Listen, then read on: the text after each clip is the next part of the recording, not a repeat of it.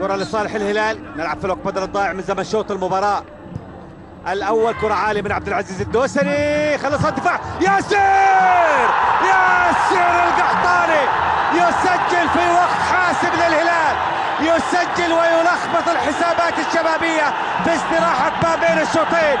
الكرة لا تأتي إلا بفرصة واحدة وجاءت للهلال، إنه القناص ياسر القحطاني. ياسر القحطاني القائد الهلالي بكرة يأخذها على الطاير، كما سجل على الطاير في مرمى الشعلة يسجل على الطاير في كرة مرتدة من دفاع الشباب، غاضب عليها تماما ميشيل برودوم كما يظهر. هنا تخلصت من الدفاع وجاءت التسديدة والكرة في المرمى، هدف على يمين حسين شيعان. هذه الكرة تخلصت من عبد الله الوسطى، عادت لمركز المحور الذي غاب عنه قليلا عبد الملك الخيبري وتواجد فيه بخبرة وبدراية ياسر القحطاني ليسجل. هذه اللقطة هي لقطة شوط